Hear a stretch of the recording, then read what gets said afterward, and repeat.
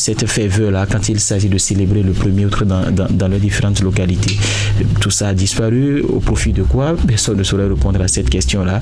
Et je crois qu'il faut aujourd'hui travailler à faire naître donc ce patriotisme-là dans la tête de presque tous les Béninois.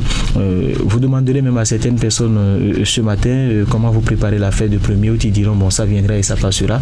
C'est tout pour à croire que bon, il y a cette envie-là qui a disparu. Il y a ce sens-là, l'amour de la patrie qui n'est plus réellement, véritablement de mise depuis un certain moment. C'est quand même le constat que moi j'ai eu à faire. Et en ce qui concerne moi personnellement pour la célébration, je crois qu'il n'y a pas quelque chose de trop particulier, ne serait-ce que replonger un peu dans l'histoire du pays et essayer de voir ce qui a changé au cours de l'année. Alors Jacques Degué, parlant de l'indépendance, j'ai 2 questions pour vous. D'abord, selon vous, quel est le plus grand accomplissement du Bénin depuis son indépendance? Le plus grand accomplissement, je dirais en termes d'évolution par exemple, la conférence de 1990 a été un moment unique. Nous avons été le précurseur pour les autres pays africains en ce qui concerne l'organisation de cette conférence nationale des forces vives. Ça a donné l'élan à d'autres pays d'organiser aussi aujourd'hui le continent dans une phase de démocratisation. Autre chose, je dirais ces dernières années, surtout avec le règne du président Patrice Talon, notre pays est en train d'amorcer une phase d'industrialisation. C'est très important pour aller au développement. On ne peut en aucun cas parler de développement sans parler d'industrialisation. Aujourd'hui, je crois que la zone économique et industrielle de Glodibé représente un label, le joyau, le fleuron de notre industrie. Et je crois que c'est aussi un très gros accomplissement. Sinon, il y a quand même eu de petites victoires, de petites réalisations qui ont jalonné l'histoire de notre pays de 1960 à aujourd'hui, même si je pense que le chemin est encore très très long. Pour vous? Oui, le plus grand accomplissement, je crois que c'est cette conférence réellement nationale des forces vives de la nation qui pouvait faire basculer le pays. Ça, il faut le dire, quand vous êtes au bord du gouffre et que vous arrivez à trouver des solutions. Dans d'autres pays, ça n'a pas été le cas. Ça a été tout le contraire. Et il y en a qui ont essayé cette conférence-là et qui jusqu'à aujourd'hui n'arrivent véritablement pas à se retrouver et qui, c'est vrai, on parle de démocratie dans ces pays-là, mais quand vous regardez aujourd'hui l'aspect politique, il n'y a pas cette démocratie-là chèrement acquise par ces nations, un peu comme le Bénin. Et c'est quand même le déclic de l'histoire politique du Bénin quand vous parlez aujourd'hui de l'histoire politique du Bénin, que vous ne faites pas allusion à la conférence nationale des forces vives de la nation.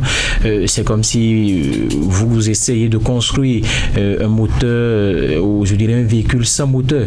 C'est réellement cette conférence-là qui a permis aujourd'hui au Bénin d'avoir tout ce que nous avons, cette stabilité-là que nous avons aujourd'hui, et cette tranquillité qui permet quand même de mettre en place aujourd'hui ce train de développement-là que nous connaissons. S'il n'y avait pas cette conférence-là, qui l'aurait cru, qui aurait peut-être vu Patrice Talon ou Boni Yahi ou tous ceux que nous connaissons aujourd'hui passer par le pouvoir.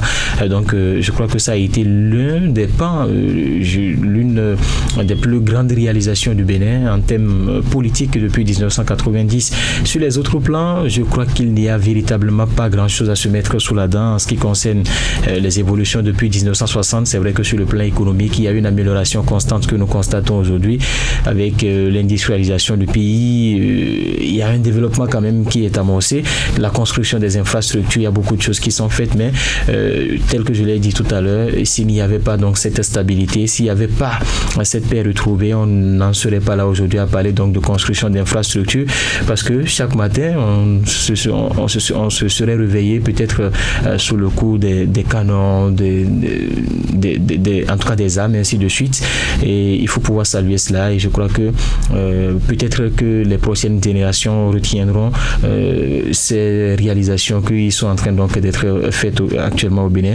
Mais la plus grande réalisation pour moi, c'est cette entente-là, cette union du peuple béninois en 1990 qui a permis que nous soyons aujourd'hui à ce niveau-là. Alors Jacques, des défis à relever certainement d'ici quelques années pour le Bénin. Pour vous, quel serait le plus gros? Je crois qu'il faut, je vais toujours insister là-dessus, il faut continuer à industrialiser notre pays. Le président Patrice Talon a commencé, il va laisser le pouvoir en 2026. Il faut que le président qui va prendre le pouvoir en 2026 puisse continuer dans cette dynamique-là.